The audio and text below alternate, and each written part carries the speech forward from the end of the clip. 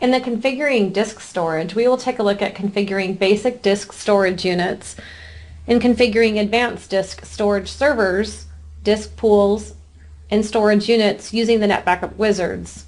Lastly, we'll take a look at viewing the status of our disk storage with the administration console. Let's first take a look at creating a basic disk storage unit. Storage units are found in the tree view underneath the NetBackup Management, Storage, and under Storage Units section. In here we can see our two previous Media Manager type storage units. We can create a disk one. We will right click on Storage Units and choose New Storage Unit. This will bring up the New Storage Unit dialog box. In this case we'll enter that it's basic disk _STU. We need to name it, and then we'll put Win Master. The type, it defaults to Media Manager since that's usually what most people create, but we want to choose the drop down and select disk. When we select the disk option, the screen changes slightly. The on-demand checkbox is automatically selected, and the disk type we'll leave at basic disk. The storage unit properties underneath media server is going to ask which media server is this disk storage unit going to be associated with it, and we will choose for the Win Master. The path for this, you can either browse or you can enter in the information, and we are going to put that it is on the H drive, and we will list basic disk. Now if the basic disk directory structure is not already there, NetBackup will automatically create that folder for you. You can choose the checkbox for this directory can exist on the root file system or system disk. If this is not selected and this directory happens to be on the root file system or system disk, the backup jobs will fail if this checkbox is not selected. Max concurrent jobs, all depending on your background situation, on how many jobs. Just be cautious of disk thrashing. When it comes to basic disk storage units, the only watermark that is affected is the high watermark for this. So once the data has reached the high watermark for that volume or disk directory, the backup jobs will then fail. If you create a disk staging storage unit, which is this checkbox down below here under Enable Temporary Staging Location, then the low watermark is then brought into effect. This will be discussed in a later lab. We'll select OK. So now that we've actually created a basic disk storage unit for the master server, we can also go ahead and create one for our media server. And all the creation is done from the master server side, so we'll right click and we'll choose New Storage Unit. And in this case, we will name it also the basic disk _STU _ we're going to put the host name, Win Media. And the storage unit type is going to be disk. We'll select that.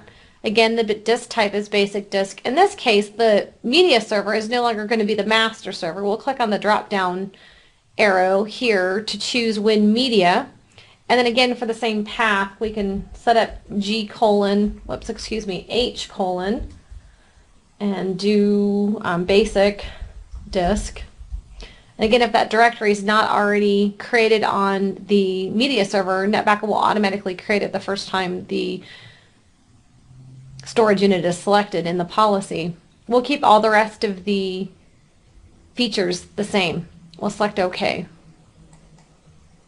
And in this case, now we actually have two Media Manager storage units, one for the master and media, and two disk storage units, again, one for the master and one for the media server.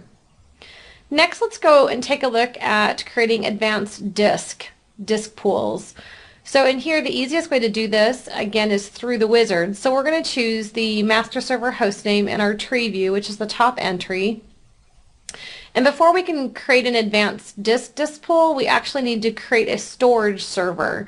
So we're going to go and choose a third wizard, which is configure disk storage servers. The disk storage server shows up with the welcome screen. We'll select next. And really, again, if you recall, the storage server is really a logical naming convention or kind of a wrapper around your media server. There are different types of storage servers you can have. We are going to be creating the advanced disk one, so we'll leave this drop down for advanced disk. We'll select next. From here, you don't really enter in the storage server name. You need to choose the media server that you want to associate with the storage server. So we're going to select it's going to be the WinMaster, and it will automatically pre-fill the storage server name in here. So we'll select Next. And then this is kind of confirmation summary screen. Basically, our storage server type is advanced disk, and the storage server name is the winmaster.example.com, and we'll select Next. Now this is basically showing the creation status, so it's gone in and actually created the storage server for WinMaster and the catalog structure for NetBackup, and we'll select Next. So this is basically letting you know that the storage server for winmaster.example.com has been successfully created in NetBackup. Now at this point you can close out of this because your storage server is created, but typically you're creating a storage server because you really want to create a disk pool. So we can select the Next button to choose to go on to the disk pool creation wizard. So we'll select Next.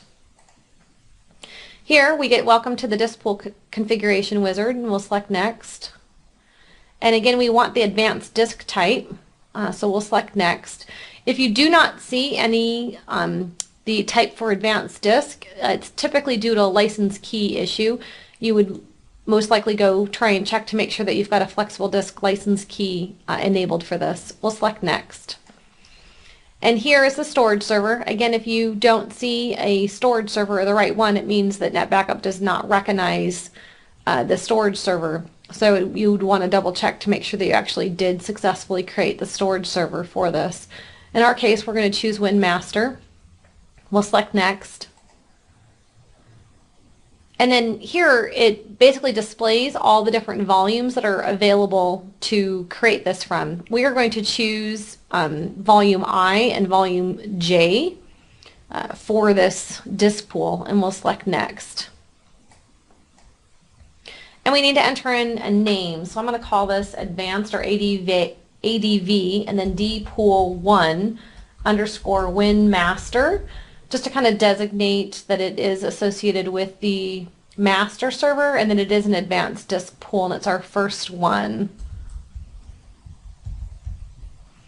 And again, here we have the option to change our high and low watermark.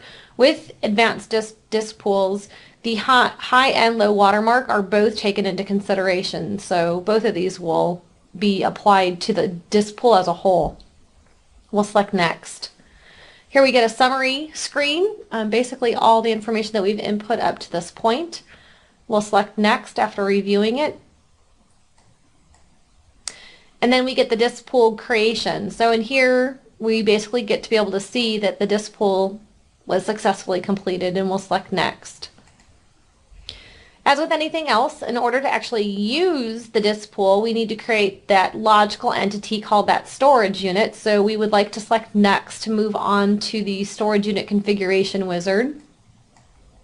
And in here it's asking us what is the storage unit name, and it's going to be the advanced disk 1 underscore STU, and again our host name, WinMaster. In this case, we're going to choose that we're only going to use the selected media server. Basically, WinMaster is the only one that has access to these volumes. So we'll just keep it at the winmaster.example.com, and then we'll select Next. And we finally get the finish screen, so we can select Finish at this point. Now, if you have additional disk pools that you would like to create, the way that we'd access this the next time around is to configure disk pools. We no longer actually need to configure disk storage servers because we already created one for the master server. So to create additional disk pools on that same host, we can click on the Configure Disk Pool wizard, and this will launch it just after the storage server wizard was done. So we'll select the next option. Again, we want to choose Advanced Disk, and we will select Next. We will be choosing it for the WinMaster as our storage server, and we can select Next. And again, we've already created a disk pool for I and for J. The next time around we'll create a disk pool with just K in it. So you don't necessarily have to have multiple volumes in your disk pool, although that's really kind of the whole concept of this, but we can easily create a disk pool even containing one volume. So we'll select Next. And again, a disk pool name, I'll put ADV underscore D pool 2, and then underscore again the master server name. So win master, or a storage server. And I can put this as for disk pool 2, and I can select next. We'll leave the high and low watermarks the same. Again, here's our summary screen. And then going through the disk pool creation so that it has been successfully completed, and we'll select next. And here's our storage unit that we'll need to create for the advanced disk pool 2, and we'll select next and name our storage unit. I'll just put advanced disk 2 and then underscore STU for the storage unit, and then again win master so we know exactly who this belongs to. And we'll choose to select a single media server, and we'll select next. And we finally get the finish screen, so we can select finish at this point. So here, let's take a look at our handy work that we've done thus far. If we scroll down in the tree view on the left hand side, we can see credentials. We'll click on the expansion icon for the credentials, which will bring us to storage servers. So to double check to make sure your storage server is created correctly, you can choose the storage server. We can right click and we can choose to update storage server details if you want to pull information. But you notice we don't really get any option to change anything about the storage server. The next area to take a look at is under devices, just above the credentials. So underneath devices, we can choose disk pools. So from here we can actually see that those are our 2 disk pools that we created. I'm going to try and expand this to show you the names of these. One other thing I'd like to show you is if you right click on the disk pool, you can do an inventory of that disk pool. So if you added extra storage to one of your volumes, all you need to do is an inventory of disk pools, and then you can start the inventory and it will go out and actually find if there's new space available on that disk that's out there. So here you can see the old value and then the new value. In our case, we haven't added anything, but if you did happen to add additional storage out there, you'll be able to view the values of this, and then you can update the configuration for this. But we'll just select close here. Another area is to go underneath the device monitor.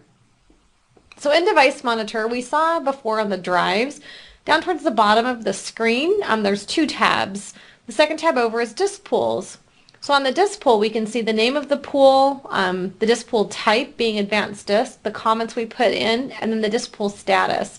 If you ever need to down a disk pool, like you don't want NetBackup to use it or you need to do maintenance on it, you can right click. And you can see here you get the option to down the disk pool.